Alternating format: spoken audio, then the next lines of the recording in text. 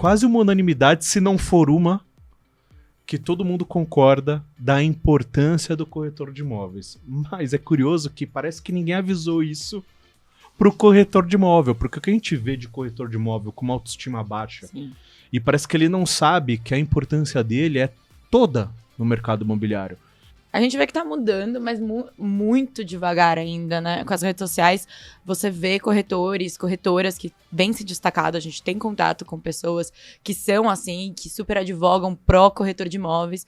Mas eu lembro, eu até contei muito tempo atrás, muitos anos atrás, quando meu pai foi tirar o visto, ele não colocou que ele era corretor de imóveis em emprego. Ele colocou empresário.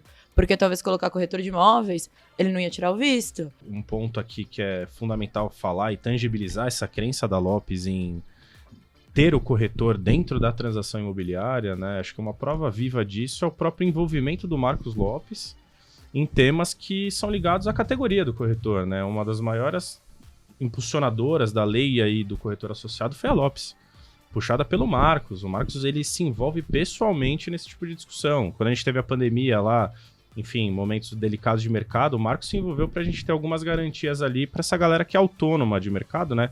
Como você disse, não tem a carteira assinada, não sofrer tanto. Então, assim, a crença da Lopes é: precisamos sim de um corretor. Em envolvimentos estratégicos, a gente coloca o nosso presidente, CEO do grupo, diretamente ligado nesses temas, né?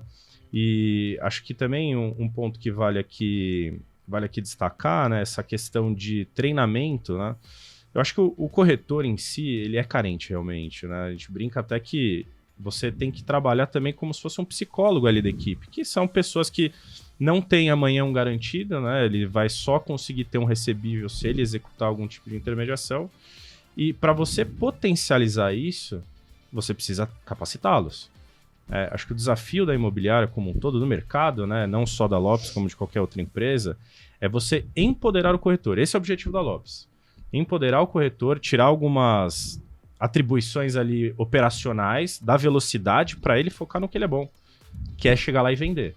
E aí a gente prefere gastar o tempo treinando em como ele consegue executar esses negócios, seja aumentando o número de captação para gerar mais lead, para ele ter mais visita, tirar mais propostas, fazer a venda, ou seja, que ele tenha um processo de negociação ali com o cliente mais robusto, né? Que ele consiga converter aquele prospect em um cliente comprador, né? Uma coisa que assim, vou pegar da época que eu entrei lá na Lopes em 2010, que a gente brinca que a gente tirava pedido, né? A gente não vendia de tão rápido que a gente zerava os empreendimentos, é que a pandemia, ela conseguiu... Claro que a pandemia não foi uma coisa boa, mas assim, a pandemia, ela conseguiu separar meio que o joio do trigo. Então, quem estava corretor meio que saiu do mercado. E quem era de fato corretor continuou. Porque atrelado, pelo menos na Lopes foi o sentimento que a gente teve, muita gente se segurou, né, como pôde, porque alguns perderam equipe, mas continuaram vendendo por causa da questão da rede, enfim, né, isso salvou muito empresário na rede Lopes, porque a gente fez alguns pacotes de bondade, vamos falar assim, mas o cara se segurou porque a rede vendia os imóveis que ele tinha captado. Mas falando especificamente do corretor, que você falou, agora a gente sente que está mudando isso. Eu acho que a pandemia separou um pouco quem estava corretor, achava que ia ganhar dinheiro no mole na época do boom, para quem de fato é corretor, né?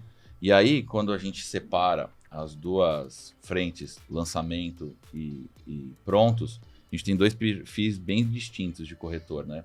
O corretor de pronto, ele é um pouco, às vezes ele é um pouco mais antigo, é um cara um pouco mais capacitado, o turnover das equipes ele é menor, então acredito que o cara já tem esse empoderamento que o Vitor falou, um pouco mais latente em si. E o de lançamento, que é o que a Lopes, aqui em São Paulo, por exemplo, a gente tem na nossa sede, que é o carro-chefe de lançamento, a gente tem esse trabalho de conscientizar o corretor que ele precisa se capacitar, de que ele é uma peça importante, de que o superintendente, né, que acompanha o dia a dia dele, ele tem que estar próximo do seu corretor para poder fazer ele alcançar a venda, porque sem a venda o cara não tem salário e ele não vai se manter no cargo. E eu acho que isso que vem separando esse joio do trigo, sabe? Para poder fazer com que o cara lá na ponta, como você falou, acredite de fato na importância dele dentro do processo, né? Sim.